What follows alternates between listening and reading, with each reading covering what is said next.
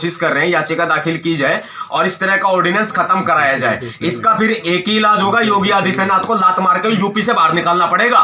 सरकार में बैठा हुआ है, अगर सुप्रीम कोर्ट भी संज्ञान नहीं लेता है तो योगी आदित्यनाथ को लात मार के यूपी से बाहर निकालो, उसकी जगह नहीं है। वो झाड़ फूंक करने वाला व्यक्ति है, वो बाबा है, एक चीफ मिनिस्टर रहने के लायक नहीं है। लव जिहाद का जो आजकल लव जिहाद को एक अध्यादेश पास करके कानून भी उत्तर प्रदेश में बनाया गया है। इसको सबसे पहले बीजेपी के नेताओं को, सेंट्रल नेताओं को भी और राज्यों के नेताओं को भी अपने घरों में लागू करना चाहिए, क्योंकि जो बीजेपी के नेता हैं सबसे पहले उनके घर में लव जिहाद हो रहा है, जिसका नाम वो लव जिहाद दे रहे हैं। और मैं इस अध्यादेश के बारे में बताना चाहूंगा। इस अध्यादेश के अंदर जो तमाम कानून जो बनाए गए हैं, लागू किए गए हैं, एक विधानसभा के द्वारा, ये संविधान की नजरों में, देश के कानून की नजरों में बिल्कुल भी ऑथराइज नहीं है। कोई किसी भी राज्य की सरकार इस तरह का कानून नहीं बना सकती, क्योंकि इस अध्यादेश में जो कानून है वो सीधे सीधे तरीके से भारत की आईपीसी को प्रभावित करते हैं और भारतीय संविधान को प्रभावित करते हैं, इंक्लूड प्रस्तावना तक को भी प्रभावित करते हैं। आर्टिकल 14 को 14 को, आर्टिकल 21 को 21 को प्रभावित करते हैं, उसके विरोध में है।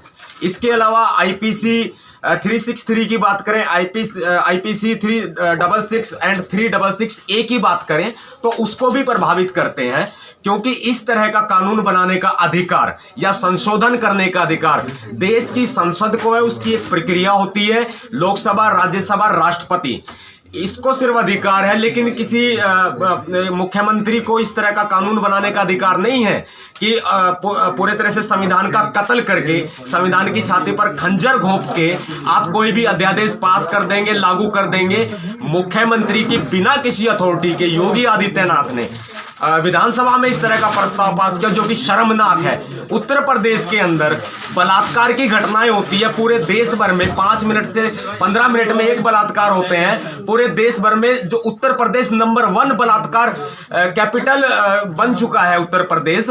ऐसे में महिलाओं की सुरक्षा के लिए कोई कानून नहीं बनाए जाएंगे, महिलाओं की सुरक्षा नहीं की जाएगी।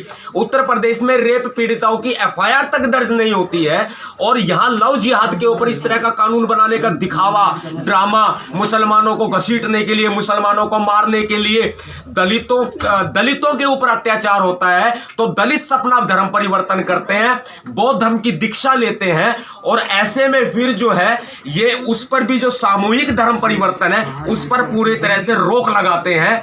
ये आर्टिकल 21 और 14 का पूरा उल्लंघन है, जो कि गलत है। सर, अभी हरियाणा सरकार भी इसको लाने वाली अभी न्यूज़ में है सर। मैं खुद हरियाणा से आता हूं और इस बारे में बहुत जल्दी हम कानूनी डिसीजन भी लेंगे। हरियाणा सरकार लाए, उत्तर प्रदेश की सरकार लाए, इन सब का एक ही एजेंडा है, किसी भी तरीके से दलितों को, माइनॉरिटी को दबाने का काम करना, और इस सरकार को इनके मंसूबों में हम कामयाब नहीं होने देंगे, क्योंकि संविधान समाप्त करने की तरफ एक इशारा है। सच्चाई पूछो, चाहे हरियाणा के चीफ मिनिस्टर हो, चाहे उत्तर प्रदेश के चीफ मिनिस्टर हो, देश को तोड़ने का काम ये कर रहे हैं, देश के टुकड़े टुकड़े कर रहे हैं, संविधान के खिलाफ अध्यादेश बनाते हैं, देश के टुकड़े टुकड़े करने का ये लोग काम कर रहे हैं, जो कि संविधान विरोधी है, देशद्रोही है। मुख्यमंत्री योगी आदित्यनाथ देशद्रोही है। अगर हरियाणा में मुख्यमंत्री खट्टर साहब इस तरह का कानून लेके आते हैं तो वो भी देशद्रोही होंगे, क्योंकि संविधान के खिलाफ तो कोई भी नहीं जा सकता। लेकिन इन्होंने क्या है कि संविधान का गला घोट करके इन्होंने विधानसभा में इस तरह के प्रस्ताव पास करके सिर्फ जनता को भड़काने का काम करना है। पहले ही जनता भड़की हुई है, और भी ज्यादा भड़काते हैं। ये लोगों के ऊपर धर्म के नाम पर अत्याचार करवाते हैं, सरेआम मारा जाएगा, वो दिन अब दूर नहीं है। तो सर, ये जो कानून आने से अगर कोई दलित बौद्ध धर्म लेता है तो क्या प्रॉब्लम आएगी सर इसमें? दलित कोई भी अगर बौद्ध धर्म अपनाता है तो इसके लिए जो पहले प्रक्रिया होती थी बिल्कुल लचीली प्रक्रिया थी, और आज भी पूरे देश भर में देश का ही कानून चलेगा। उत्तर प्रदेश में ये लोग बदल रहे हैं।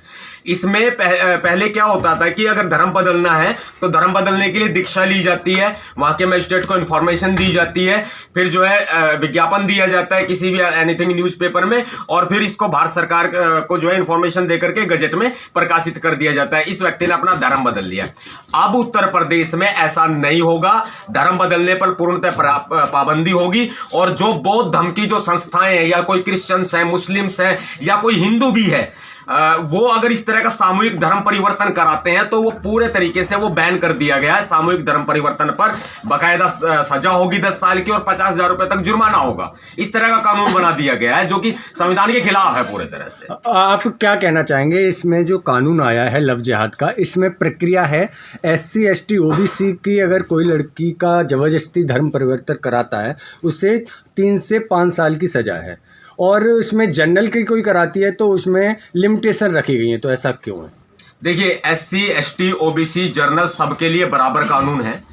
अगर नाबालिग का धर्म परिवर्तन कराया जाता है 366 है, अगर उसके साथ फिर विवाह भी किया जाता है उसको बरगला करके, माइनर है अगर लड़की, तो 366A 10 साल की सजा तो ऑलरेडी है इसमें। लेकिन जर्नल के लिए ये अलग से देते हैं क्योंकि इन्होंने सिर्फ और सिर्फ भारत को हिंदू राष्ट्र बनाने का ये लोग सपना देख रहे हैं, और ऑलरेडी कानून में प्रावधान होने के बावजूद ये स्पेशल मुसलमानों के लिए, दलितों के लिए, SC ST को इसमें बीच में इस कानून में घुसाया जा रहा है, जबकि नाबालिगों के साथ सरेआम उत्तर प्रदेश में रेप की घटनाएं होती हैं और 366A में 366 में पुलिस कार्रवाई नहीं करती।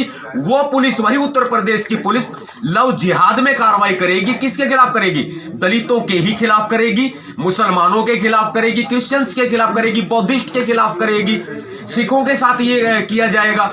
तो ये पूरे तरह से इन कम्युनिटीज को दबाने की साजिश है, जिसमें पूरे तरह से भगवा गुंडाराज और हिंदू गुंडाराज आने वाला है। मैं खुलकर कहूंगा इस बात। हाँ, इसमें डिसाइड कौन करेगा कि इस तरह की चीज़ें ये इसका धर्म परिवर्तन कराया गया है? कौन, लड़की डिसाइड करेगी कि ये समाज डिसाइड करेगा? ये व्यक्ति की स्वतंत्रता है, व्यक्ति की स्वतंत्रता है। संविधान इसका हमें हक देता है। लड़की हो, लड़का हो, कोई भी हो, अगर वो अपना धर्म परिवर्तन करता है तो इसके लिए संविधान में प्रावधान है ऑलरेडी, और शादी के लिए भी धर्म परिवर्तन कराया जा सकता है, कोई प्रॉब्लम नहीं है। लेकिन बिना धर्म बदले भी कोई शादी करता है तो स्पेशल मैरिज एक्ट है इसके लिए। उसके लिए 1 महीने का नोटिस वहां के DM को देना होता है, लेकिन उसकी समय सीमा बढ़ा करके 2 महीने कर दी गई है, वो भी लव जिहाद को लेकर के कर दी गई है। तो ये जो ऑलरेडी प्रावधान है इसके अंदर, इनके खिलाफ इस तरह का जो है ये अध्यादेश। एक लास्ट सवाल है मेरा, एक लास्ट है कि जिस तरह से अगर हिंदू लड़की या जो किसी धर्म की लड़की मुस्लिम लड़के से शादी करती है या कुछ है, उसमें लव जिहाद आ जाता है। अगर वहीं मुस्लिम लड़की हिंदू लड़के से शादी करती है, इसमें कौन सा जिहाद आएगा? नहीं, मुस्लिम लड़की हिंदू लड़के से शादी करती है तो देखिए, मुस्लिम लड़की हिंदू लड़के से शादी करेंगे, इनको कोई आपत्ति नहीं होगी। लेकिन ये सिर्फ उस वजह से किया जा रहा है कि ये दैहिक शोषण भी करते हैं मुसलमानों की लड़कियों का, दलितों की लड़कियों का। उसको लिव इन रिलेशनशिप को प्रमाणिकता सुप्रीम कोर्ट ने दे रखी है। समलैंगिक भी विवाह हो सकते हैं, लेकिन ये मुसलमानों की लड़कियों का शोषण करेंगे, अपने पास रखेंगे 20 दिन, 10 दिन, साल, 2 साल, उसके बाद उसको लात मार के निकाल देंगे। मुसलमानों की लड़कियों की बात कह रहा हूं मैं। ऐसे ही दलितों की लड़कियों के साथ करते हैं, न्याय नहीं मिलता है, भटकते रहते हैं।